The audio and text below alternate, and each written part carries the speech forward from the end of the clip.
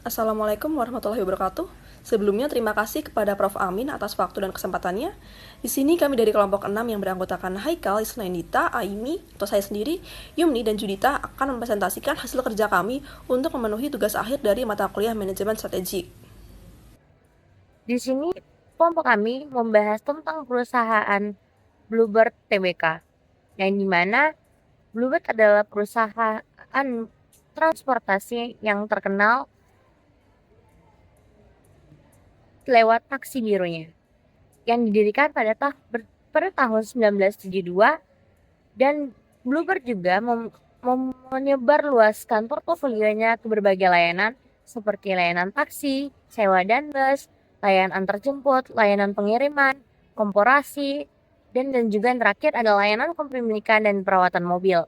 Dan dari data analisis yang kami dapat bahwa tahun 2024 pendapatan neto dari perusahaan Bluebird mengalami kenaikan sebesar 5,39,947 miliar rupiah atau setara dengan 13,96%.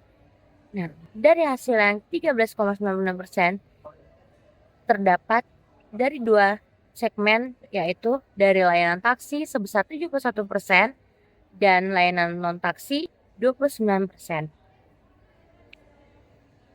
Nah, dari hasil data yang kita analisis, terdapat laba bersih meskipun pendapatan tumbuh dengan bagus, tetapi portofolio tidak tumbuh secepat pendapatan, di mana mencatat laba bersih senilai 5,593 miliar rupiah atau setara dengan 28,0%. Akan tetapi, beban perusahaan mengalami peningkatan beban seperti perawatan armada, investasi digital, ekspansi layanan sebesar 965 miliar rupiah atau setara dengan 15,3%. Dari yang kita highlight bahwa perusahaan Bluebird adanya kenaikan beban usaha lebih tinggi dari pertumbuhan pendapatannya. Kenaikannya ini terutama dipicu oleh investasi digitalisasi dan perawatan armada, sehingga margin laba bersih perlu terus dijaga agar tetap sehat. Dan juga kontribusi layanan non-taksi, Bluebird pada tahun 2024 masih 29% dari total pendapatan. Ini menunjukkan potensi besar untuk mempercepat diversifikasi pendapatan di luar bisnis taksi tradisional.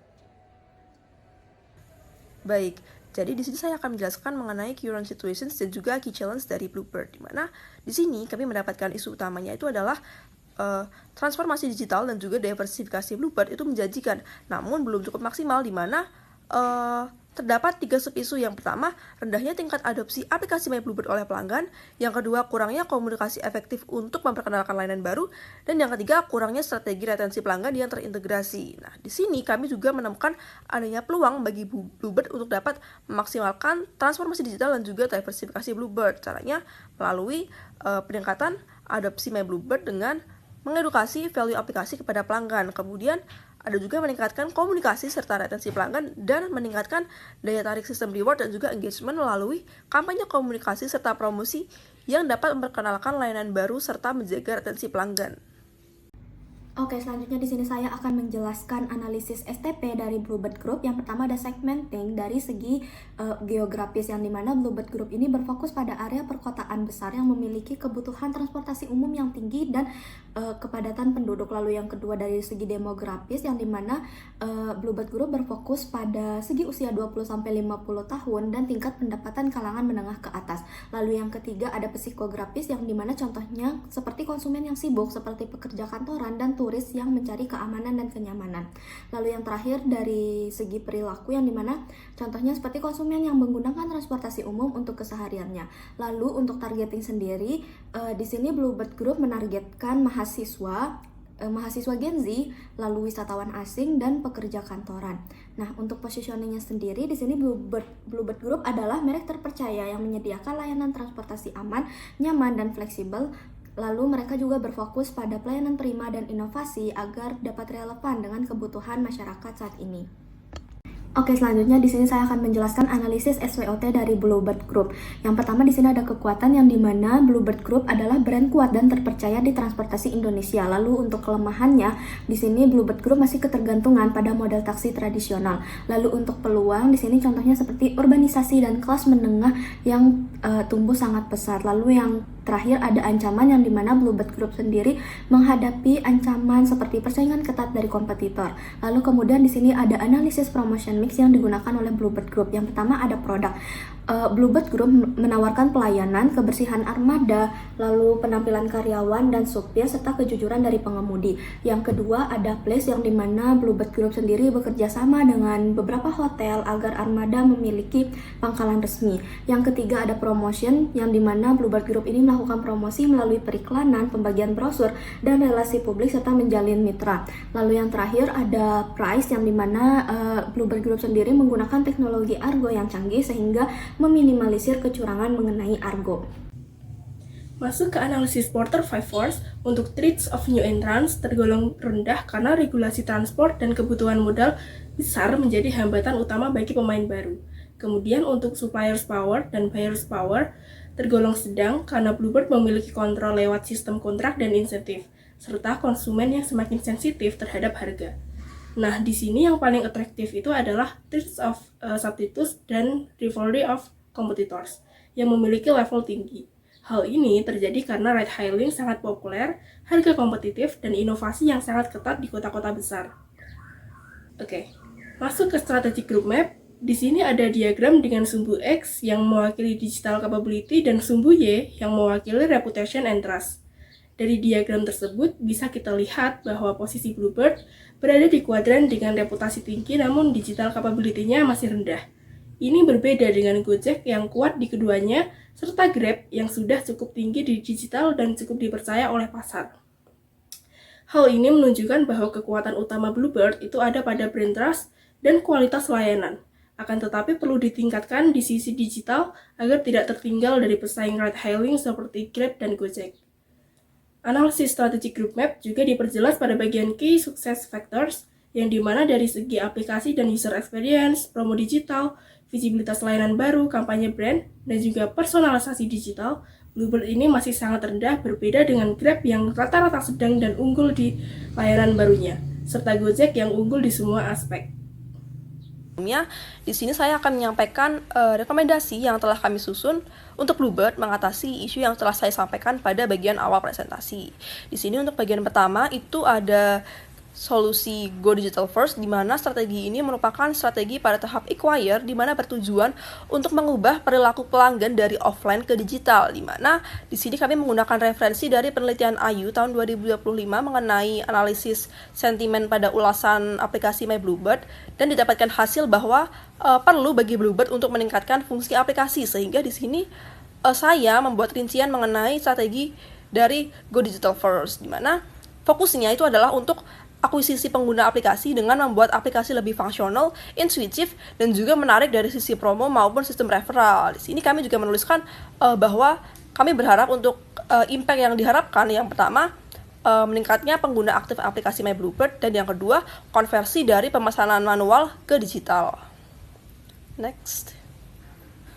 Kemudian pada strategi yang kedua, di sini adalah strategi position beyond sexy, di mana strategi ini berada pada tahap engage, di mana menjawab tantangan bahwa banyak orang masih melihat Bluebird hanya sebagai penyedia layanan taksi konvensional. Padahal seperti yang sudah disebutkan oleh teman saya pada bagian awal, Bluebird menyediakan berbagai jenis layanan.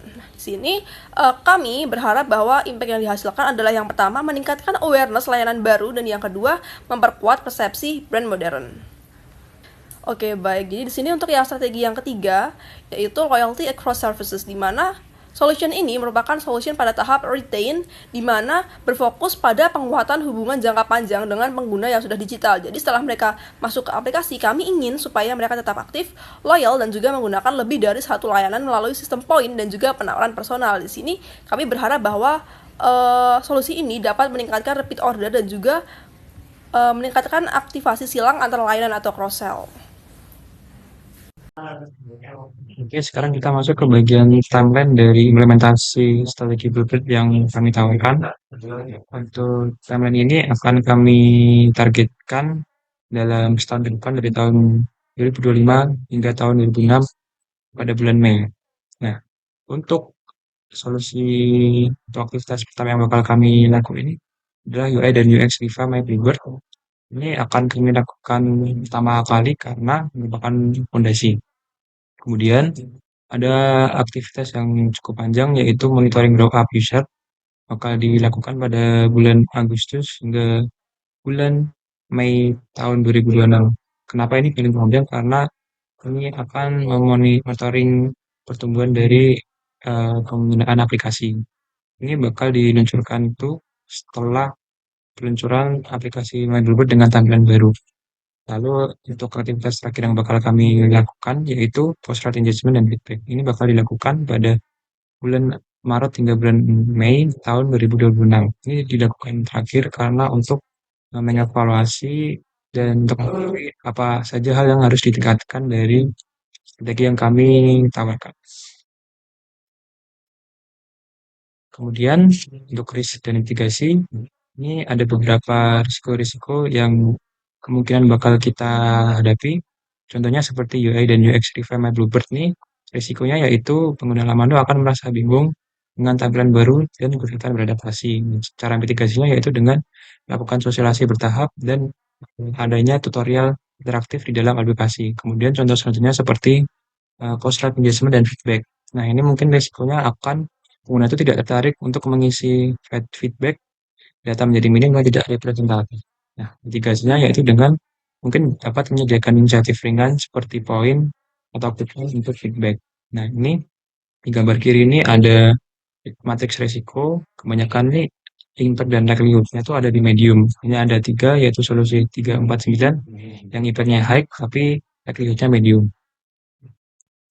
Lalu, konklusinya ini apa?